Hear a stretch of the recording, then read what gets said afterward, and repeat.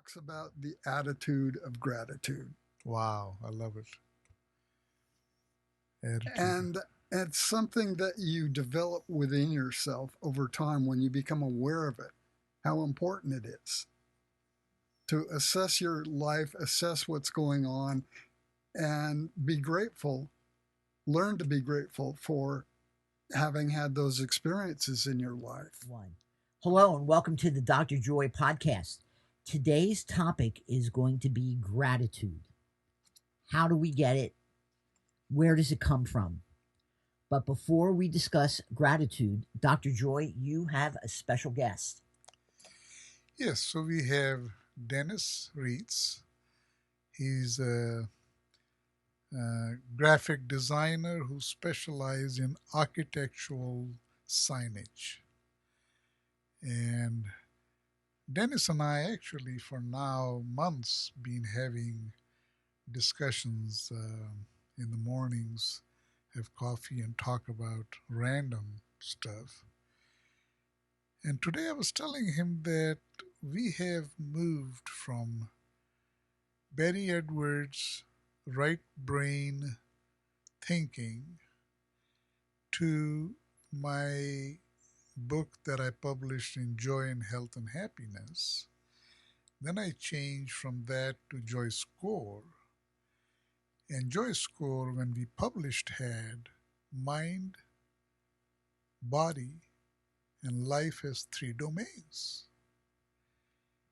And it's so interesting that almost for 30 years now, I have been constantly learning about joy.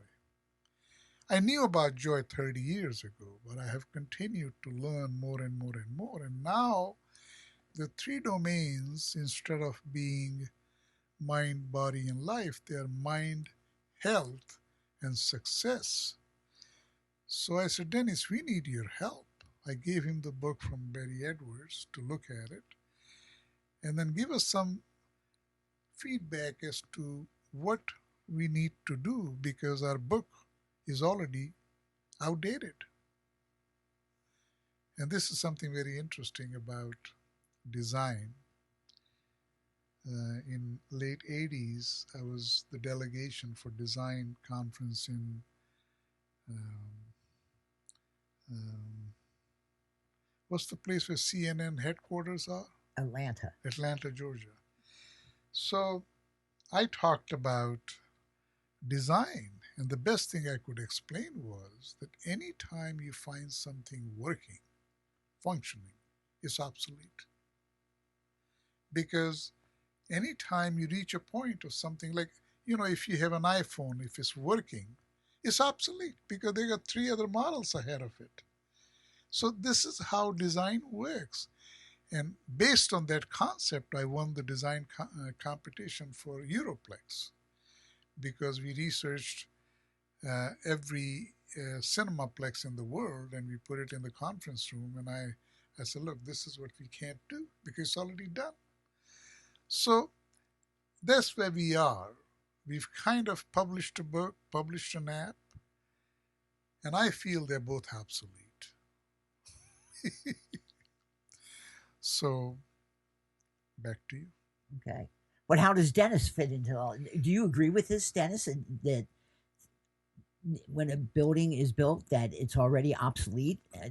No, I don't. I think in terms of his frame of reference, in terms of being something being obsolete, it may be his perception that something's obsolete, but someone new who has not been introduced to, like for example, the app or the book, It's it not. might introduce new thinking or Yeah. a new concept to them, which therefore it's not obsolete. Right. You know, Right. in my way of thinking. I mean, Right.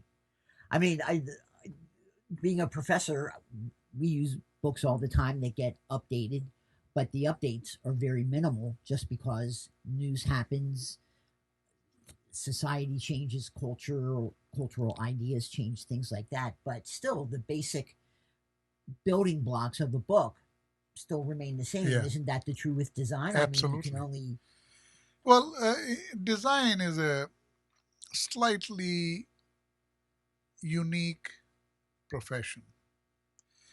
we're dealing with ideas and concepts and technologies. So when you look at a product and you see it functioning, working in full scale, meaning there is time to move on to the next step. So when you're done with a project, are you already saying, okay, how am I going to improve the next building? Absolutely. You are. You know, it's so interesting you asked me that question.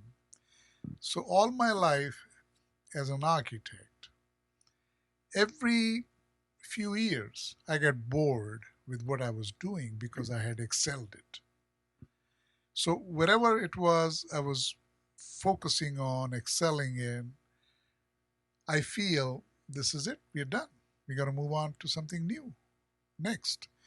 And that's what happened with, even in terms of my businesses. I moved from architecture to teaching to industrial companies to on and on and on. And now I'm doing an app because I have no education or background in developing an app, but I know everything about it now. So this is maybe the fifth or the sixth major transformation in my life.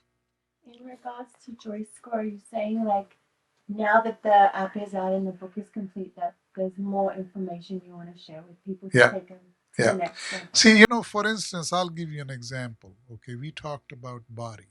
Okay, 5 years ago, I introduced the concept of microbiome, inflammation. Those are the concepts which are predictive health and human science. In the past, medicine was practiced being reactive. You got sick, you go to the doctor, doctor gave you a prescription. If it worked, it worked. If not, go back. If you didn't diet, you get a new prescription. Now, with microbiome research, inflammation, and strands, there are a lot of analytical tests now which show you how to predict your health. So instead of living in the past, you live in the future. So now I realize that my philosophical view on body, which I started 5 years ago, is outdated. So health is now more predictive. The concept of getting sick is not acceptable. You have to be ahead of getting sick and figure out how not to get sick. And that's what I'm dealing with in terms of my second domain, which is health, not body anymore. And once you have learned how to deal with your mind and your health, the next you achieve is success, which everybody wants. Right. That's, if anyone out there lives and breathes, they want to be successful. And that's what this app is supposed to help people achieve success. So, anyway, it has changed over the years. And that's where we are today.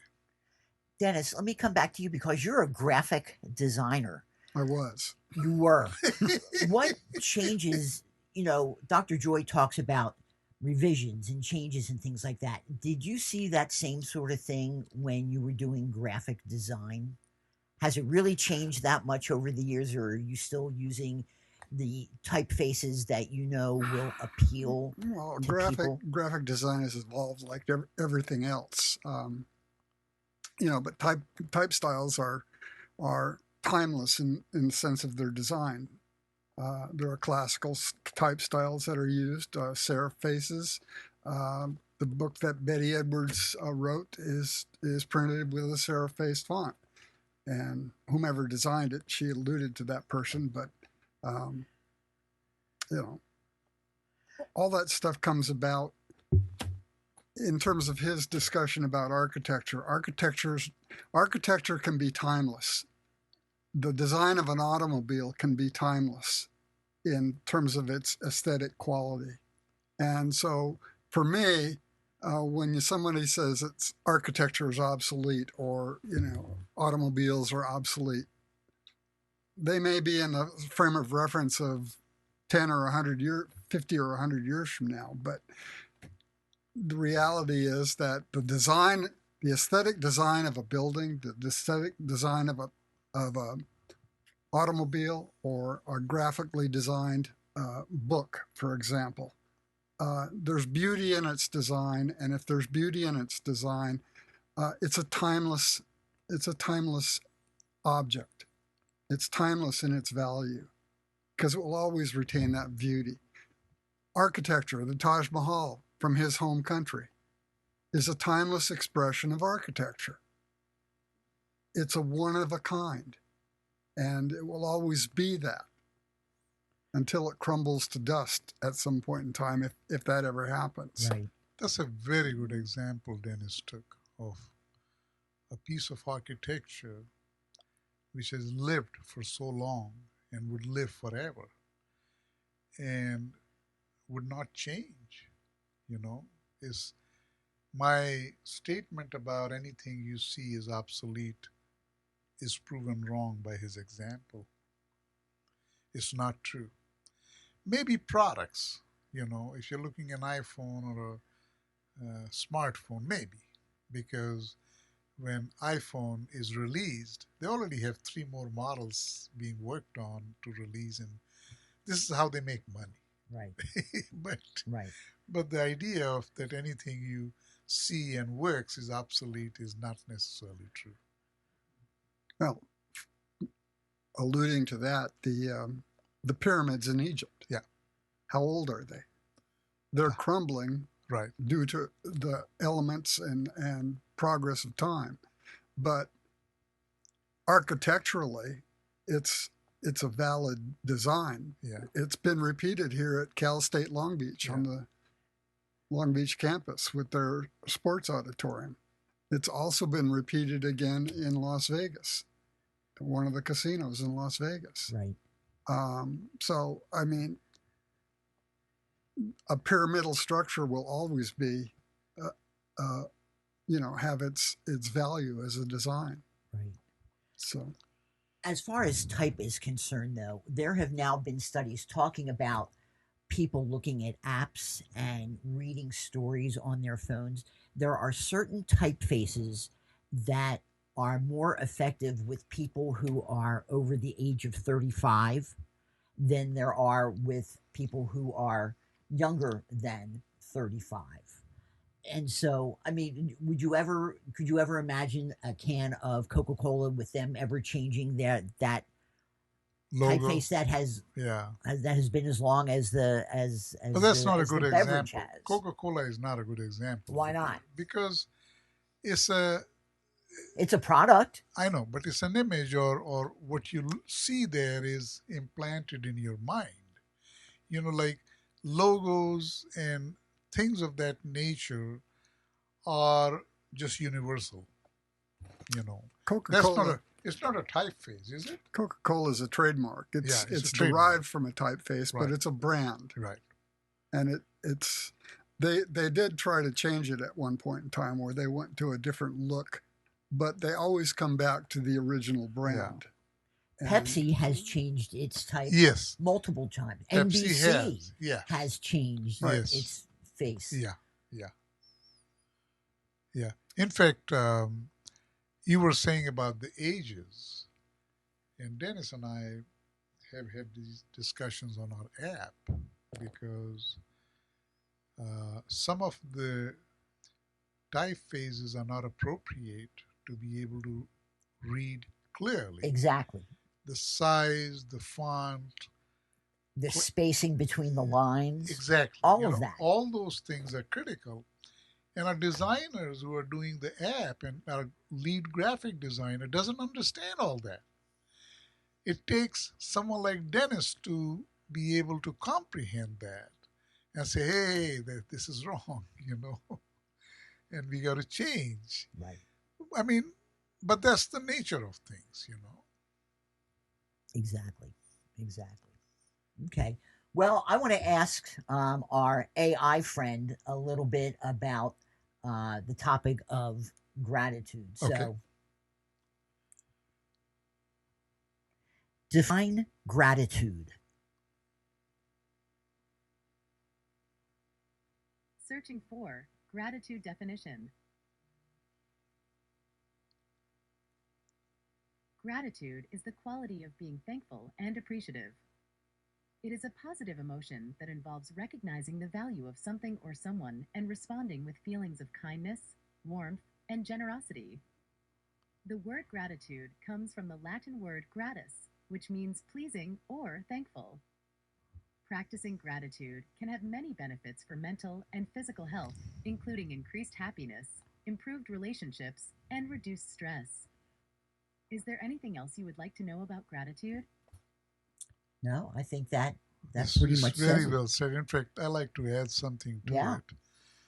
So, about 28, maybe 30 years ago, a friend of mine asked me, do I count my blessings? I said, no. He said, try it. So I started thinking about it, and then I started writing down what I'm thankful for every day. So in the evening, it became a habit. I'll write down at least three things. So I'll keep thinking till I find three things that I can write down that I was thankful for today.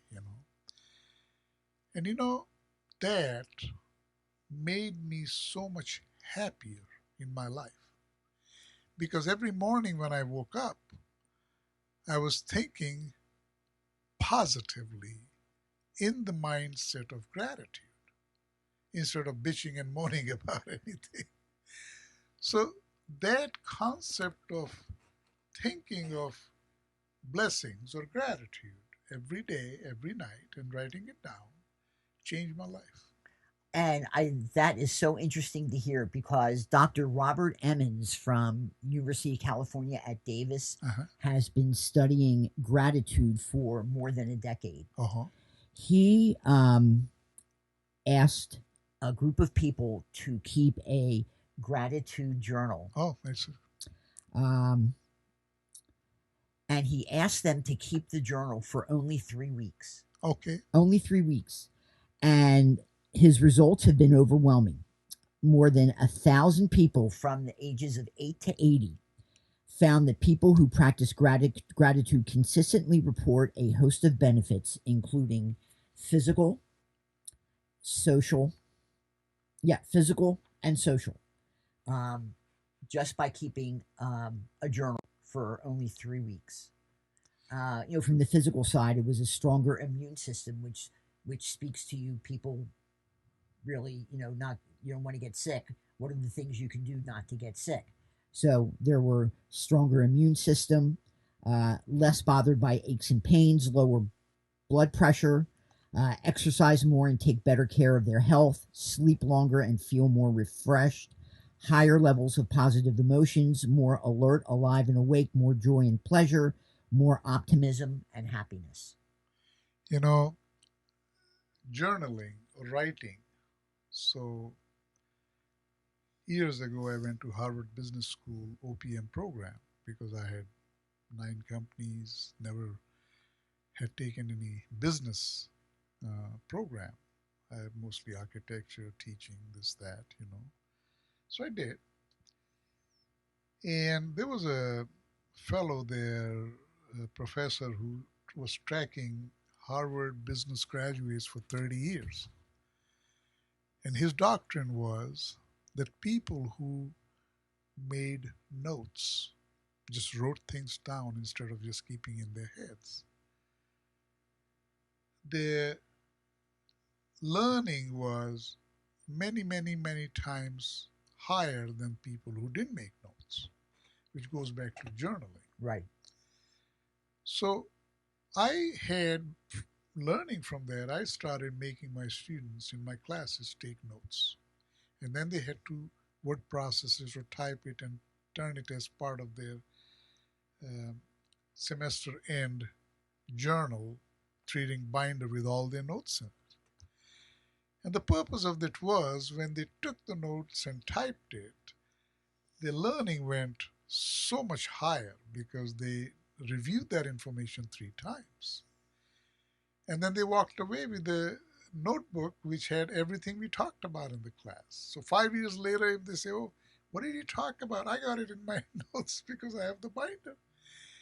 All this is basic old fashioned strategy how to learn and get the most benefit out of anything in life. Now, this guy, Dr. Johnson, his doctrine, so there were a bunch of other things, but the most important thing was making notes. He said people who made notes and knew what they wanted to achieve in life. And he tracked these people for 30 years. And Harvard business graduates, so they're all about net worth and money. He said these people, they were 3%, the top performers, they always made notes. And their net worth was more than 100 times the net worth of 97% remaining combined. I mean, just try to comprehend what it does to people. So why don't more people keep a gratitude journal, do you think? Is it Well, journal. I laziness? mean, these notebooks that I have, I make notes in. Right. I had them for 40 years. Every date, every hour, I know what I talked about, who I met, what we did. I can trace it back to any meeting. It's a habit you develop. And once you develop this habit, you live in it. Could it also be that people don't know the benefits of journaling? They don't, or they're lazy. I mean, there were three kids from Cal State Long Beach I brought in to meet with me and talk about. And Bobby was in the meeting, and he can witness it. So I gave them each a notebook like this. I said, this is for you to make notes from our meeting today because I want you to write down instead of trying to remember it. And not all of them made notes of anything. So it's like people don't understand the value and the benefit of it. I think part of the problem in the world that we live in today and how it's evolved is that everybody, not everybody, excuse me, but many people become so distracted from things that are important. And the concept of gratitude is a very important lesson to learn in life. Some people learn it early, some people learn it late, and some people never learn it at all. But if you there's a ministry in Inglewood by a guy named Michael Beckwith, who's an African American. A lot of African American people from the area come to his service on Sunday mornings. I think he has 2 services. He talks about the attitude of gratitude. Wow, I love it. Attitude. And it's something that you develop within yourself over time when you become aware of it, how important it is to assess your life, assess what's going on, and be grateful, learn to be grateful for having had those experiences in your life. Everything you do is a building experience in your life. The whole journey of living is something that is ongoing forever until your life comes to an end. But to be grateful for things that occur in your life naturally uplifts your sense of what your life is about and who you are. This is so beautiful. I had never realized what Dennis said in my life, although I've been doing it, practicing it, preaching it, telling my students. So what I learned when I started teaching, that attitude is far more important than aptitude. How smart you are, how intelligent you are is one thing, which is a given. But the people in your class who have a good attitude would excel much faster and farther. Now, having heard him say attitude of gratitude, my God, that's an amazing phrase. I mean, if people can just learn to have this attitude of gratitude, their life would change. Absolutely.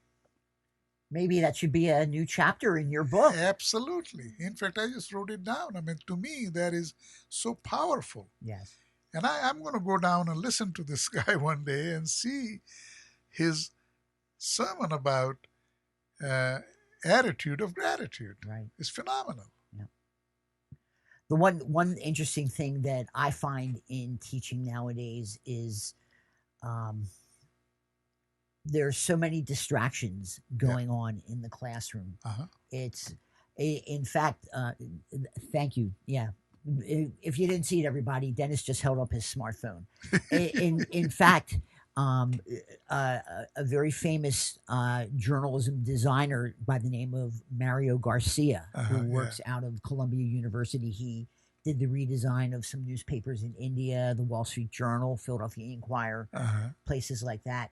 He calls this era of journalism the journalism of distractions because you may start to read a story and then all of a sudden you get lose a text message. Yeah. You got to see what just popped up on TikTok. You have to see what I just posted on Instagram. And by the time somebody gets back or looks at all these ridiculous 30-second things on TikTok or whatever, you hope they get back to the story, but most of the time they probably don't. I was the only, maybe there were others, who did not allow your phone or laptops to be open during my lectures. You weren't allowed. Well, I got to take minutes. No, you got to write it down. Notebook. No laptop. No phones. Because I had no idea what they were doing. And I didn't want them to be distracted. Because they're distracted anyway. You give them a smartphone and a laptop, my God, they're gone. Yeah. Unbelievable. Yeah. But yeah, the smartphone, I mean, as many good things as it does some horrible things. Oh my God. As well. That, by the way, that smartphone is the number one cause of depression in teenagers. Number one. No. They hang on it for so long that, my God, why would they not be depressed? Well, part of the problem is that their whole life is oriented around this social media world. And if somebody says something in social media that is not flattering, or as young kids can be, they can be very insensitive to others around them. Very much so. You don't learn that until you become more of an adult in your life. So, Steffi, do you let your son play with your smartphone? Yes, because I need a minute sometimes. See, she takes advantage of it. Yes. He only watches shows that I would that I know, and there's these little games where he actually can learn. He's actually pretty smart. He can count to like 30. Wow. Yeah. That's awesome. So to wrap it up, just a couple of points to think about concerning gratitude. So this Dr. Emmons and his research and everything with the gratitude journal and things like that. 4 things that he found of interest in studying gratitude. Number 1, gratitude allows us to celebrate the present. It magnifies positive emotions.